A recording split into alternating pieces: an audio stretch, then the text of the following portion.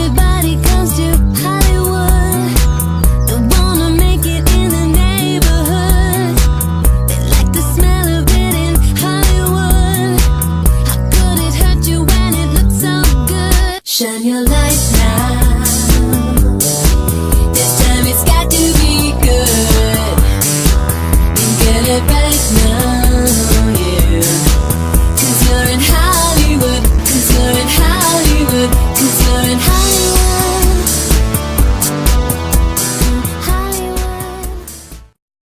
Over the years, there's been a lot of different Spider-Man variations on the big screen, ranging all the way from back Sam Raimi movies to the Mark Webb ones, and now Marvel Studios. Even way before that, there were some really low-budget, terrible Spider-Man movies. But, for the time, I'm sure they were really awesome. Anyway, this video we're going to focus more on Sam Raimi Spider-Man 3. A lot of people hate this movie, and I don't understand why. They say it's crammed with too many villains, and the acting is terrible, and they just completely ruined Venom. Well, I'm going to show you why I think that's not true. I think Spider-Man 3 is a great movie, on many different levels. So Spider-Man 3 opens up with Spider-Man swinging through the city.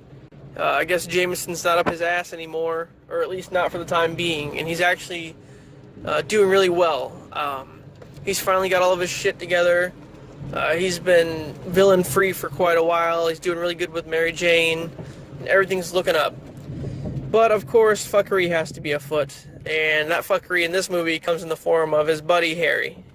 In the previous two Raimi movies, Harry Osborn gradually over time grows to hate Spider-Man more and more, starting with the death of his father, the Green Goblin, in the very first movie.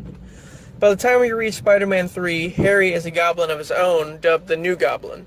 Now, a lot of people said that he was Hobgoblin in this, but that's not true. They called him New Goblin, because Hobgoblin's a completely different person. And if you remember in the comic books, Harry Osborn was the Green Goblin for a while. So then we first get introduced to Harry after one of MJ's Broadway shows. Peter's just trying to ride home, all normal on his little Vespa scooter thing, and then Harry swoops him up and kicks his ass. And the fight scene's actually really decent. I mean, it's really good for what it is. The whole him hitting his head getting amnesia thing is kind of stupid. I guess they did that so they could fit Sandman in there, and they had time for another villain, I guess. I don't know. Or maybe it was the turnaround at the end. But we'll get to that. So after the Harry versus Peter thing, now we go to Flint Marko, who was apparently there when his partner shot Uncle Ben in the first movie, which I think was retconned for the third one. Because in the first one, it was one guy, and then they just needed an easy way in for Flint Marko, so they retconned that whole thing. So he gets framed, the other guy, takes off, Spider-Man kills him, I guess. But so Flint Marko gets framed for everything and goes to prison. He just needed the money because his daughter's sick and he was trying to raise money to get her better. So then that brings us to a police chase where they chase him into some top secret testing facility of some kind where they're testing, I don't know, it looks like some kind of lights or I don't know, like a wind tunnel or I don't know what the hell it is. So he gets trapped down there, and there's a bunch of sand, and when they turn it on, his body gets fused with the sand, and he becomes a Sandman, which is pretty close to the actual comic book. So I did like that. Spider-Man 3, I guess what people don't like about it is it just has way too many elements. So you're balancing his relationship with MJ, and his friendship with Harry Osborn, and then his struggle with knowing that, Flint Marko killed his uncle. Now Flint Marko is the Sandman, but then Harry and him hate each other, so then he's got that villain, and then all this, going back and forth, but then also Eddie Brock. Finally, after all these years, they put Eddie Brock on the big screen, and I'm not too disappointed with the casting choice. A lot of people said Topher Grace is too scrawny to be Eddie Brock. Yeah, maybe, but it's a different iteration of that. Nobody thinks outside the box and thinks that It's just a different way of portraying the character. He doesn't always have to be like a Tom Hardy-sized guy. He can, you know, I don't know, just use your imagination. Quit being a douche. So, the alien symbiote in this movie, they don't really explain. Like, Sam Raimi just takes no time at all to explain the origin. Granted, there's a lot of shit going on already, but you can't just drop, like, the black suit in the movie and just be like, here it is, deal with it. Which is kind of what he did. So it falls from the sky, you know, attaches itself to Peter. Peter becomes Black Spider-Man, which is dope. I love the costume. It's a, you know, nice take on it. But then also, you know, that brings a whole new element to the movie. He becomes like a emo Peter, and he does like some stupid dance sequence, which I thought was fucking hilarious, but everybody thinks it's cheesy and horrible. Which it is, but, you know, whatever. So then he's like emo Peter for a while, and then he realizes that the suit's like making him do a bunch of horrible shit. Like he tries to kill Sandman, and then he like, you know, knocks down Mary Jane, and he blows Harry Osborn's face all to hell with a pumpkin bomb. Peter and Eddie made a bet to see who'd get the better pictures of Spider-Man, and Eddie this whole time had been photoshopping his shit, so they weren't even realistic. So Peter exposes him to Jonah Jameson. He gets him fired, which is pretty much the angle from the cartoon in the comics, I guess. But they just kind of like underplayed it a little bit. So then he like comes to terms with all this stuff and tries to get rid of the suit, but by that time it's like already bonded to him almost, so he can't get the damn thing off. So he remembers that sound waves, you know, disrupt the suit and piss it off. So he goes to this church and rings the giant church bell and rips the suit off of himself. But of course, coincidentally, who's down there? Eddie Brock. So the suit gets ripped off Peter, the symbiote falls onto Eddie, and Venom. So now we're at this weird point in the movie where Peter's back to being regular Spider-Man again. He thinks Sandman's killed. Harry's face is all fucked up. So he's like out of the picture. And then he knows nothing of Eddie Brock being Venom. He thought the symbiote, I'll just throw it off a church balcony and it'll just, I don't know, go away or something. He doesn't think that it's like still there attached to somebody else.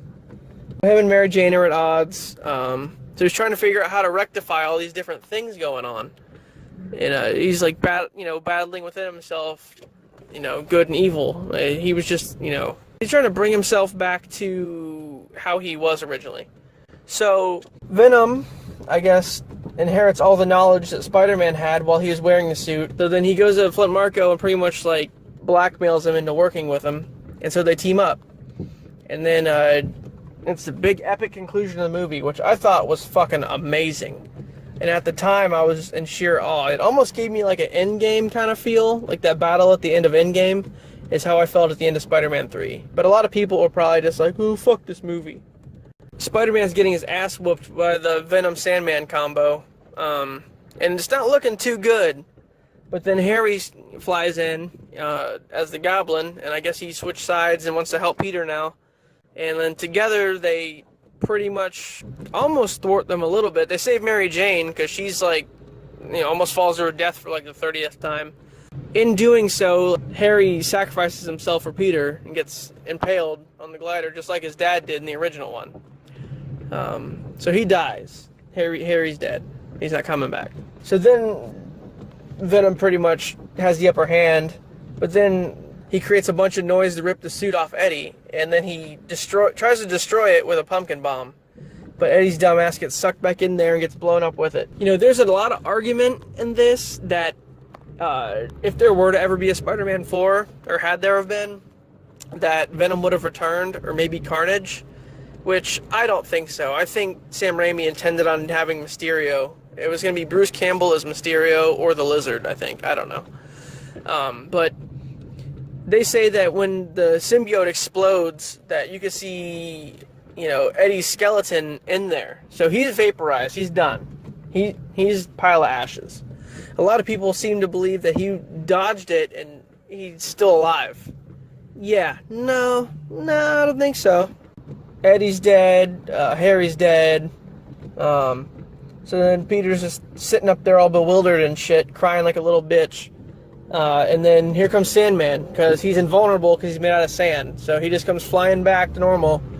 And then they have some stupid heartfelt moment where he's like, oh, well, you killed my uncle. I didn't mean to. Oh, okay. Well, I forgive you. Okay, sweet. Thanks, bro. You know, and then he just forgives him, so he flies away into the sunset, or, you know, the sunrise, and then that's it. Like, there's no questions of, like, so is he still gonna rob banks, or is Peter just gonna, like, turn a blind eye to it now? Like, did they have an agreement? None of that shit is discussed at all. It's just like, alright, well, you know, sorry I killed your uncle. Alright, man, appreciate that. And then that's it. And then the ending of the movie, they have a funeral for Harry, and then he's just dancing with MJ. So, all of that being considered, I still love that movie because, you know, it's Spider-Man, and I love Spider-Man. Venom, which is my favorite villain, even though it was Topher Grace, and, you know, people say he butchered the role, like, I thought it was awesome. So now I want to know what you guys think. Did you like Spider-Man 3? Tell me why or why not in the comments below. Also, what's your favorite Spider-Man movie? Was it one of the Sam Raimi trilogy movies, or was it one of the newer ones? And let me know also what movie you'd like me to cover next. I was thinking about doing maybe one of the Resident Evils, or a Fantastic Four remake, or something like that. So let me know if you have any suggestions. Alright guys, well until next time, it's Chris Hollywood from On the Set, and catch you later, motherfuckers!